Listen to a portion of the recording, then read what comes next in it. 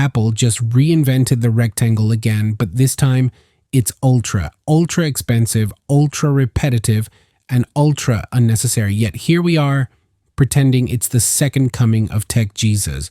So the iPhone 17 Ultra has leaked again. And guess what? It looks exactly like the last one, just with a few cosmetic surgeries and an even more painful price tag.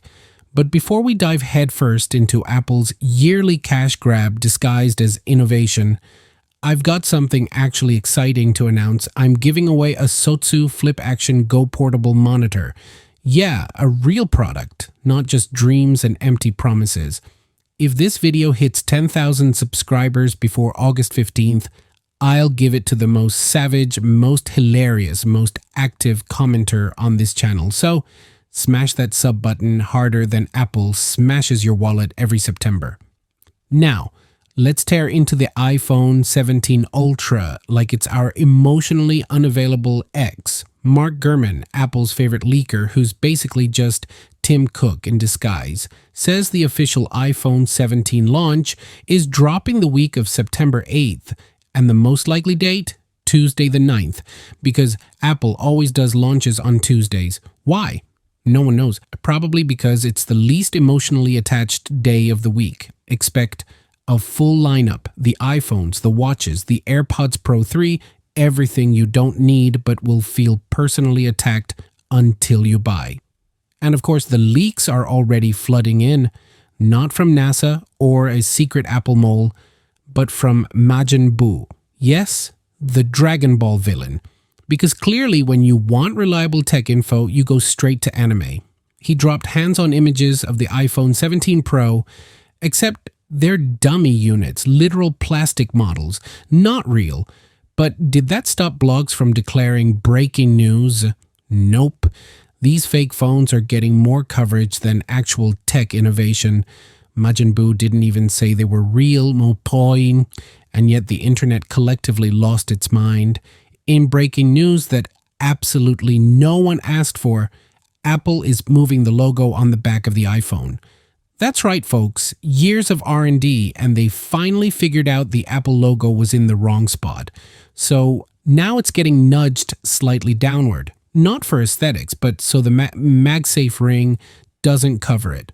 Revolutionary. This is the kind of design thinking they put in TED talks. Next year, they might rotate the logo 3 degrees and call it visionary. Then there's the dynamic island, Apple's baby that was supposed to change the game. Spoiler alert, it didn't. And now it's being redesigned. What does that mean? No one knows. Maybe it'll shrink. Maybe it'll blink. Maybe it'll still be that thing you ignore while unlocking your phone. But hey, the animation might be 0.1 seconds faster, which we all know is worth the $1,200 price hike. Now let's talk RAM, because after a decade of giving us memory scraps, Apple has finally decided to bless us with 12 gigabytes of RAM. Wow, welcome to 2019, Cupertino. Android phones have been running 12 or 16 gigabytes since you were still laughing at green bubbles, but Apple did it, so now it's revolutionary. The base iPhone 17 gets 8 gigabytes though, because even Apple's RAM is part of their class system. You want real multitasking? Upgrade, peasant. And then we've got the new colors, because when you run out of features, you drop pastels. The iPhone 17 and 17 Air are dropping in purple and green because nothing screams cutting-edge tech like grape soda and radioactive lime. Meanwhile, the Pro models are going sky blue with a new aluminum frame, which basically means they took your grandma's soda can and turned it into a $1,000 chassis. Let's now do what Apple does best, sell 4 versions of the same phone and pretend they're completely different.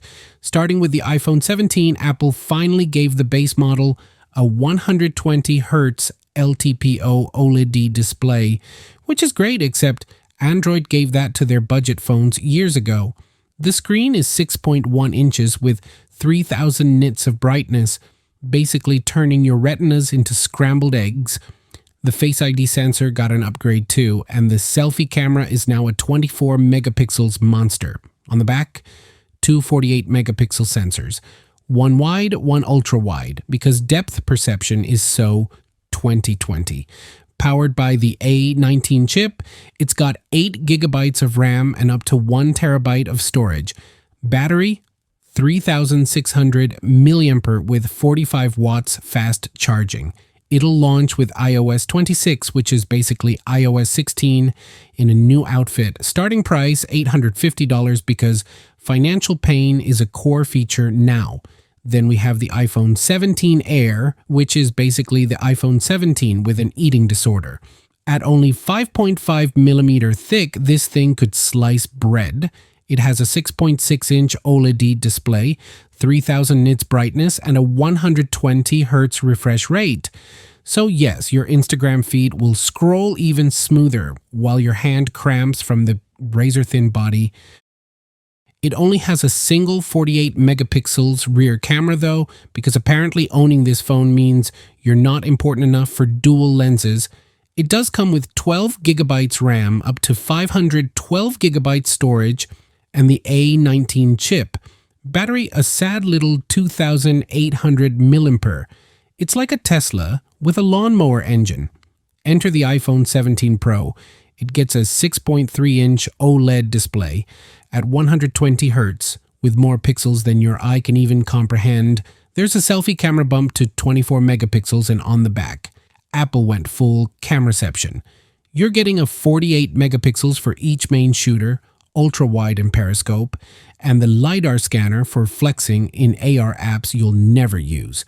Powered by the A19 Pro chip, you get 12 gigabytes of RAM, 1 terabyte of storage, and a 3600 milliampere battery that fast charges at 50 watts. And for just $1,150, you too can feel like a professional photographer who still only takes mirror selfies. And finally, behold, the iPhone 17 Ultra, Apple's final boss. With a 6.9-inch OLED screen, it's less a phone and more a tablet that refuses to admit it. It's rocking the same 3000 nits brightness, 120 Hz refresh, and punch-hole selfie cam at 24 megapixels. The back is stacked, 48 megapixels for each main shooter, ultra-wide and periscope, and LiDAR for when you inevitably lose it in your designer bag. Powered by the A19 Pro chip, it has 12 gigs of RAM and 1 terabyte storage, all fueled by a 4700 milliampere battery with 50 watts fast charging. For only $1,250, you too can buy status, anxiety, and eye strain all in one elegant device. And don't worry, it's all running iOS 26, which promises to bring Apple Intelligence, aka Siri, with a sprinkle of ChatGPT and a whole lot of marketing buzzwords. But hey, maybe now Siri will finally understand Play Drake, but not the sad one. So should you buy the iPhone 17 Ultra? If you're still on the iPhone 12 or earlier, maybe. If you just want clout, go ahead and ultra your way into therapy. But if you've got an iPhone 16, save your money, or better yet, subscribe to this channel because we actually tell the truth and give away real products, unlike Apple's innovation.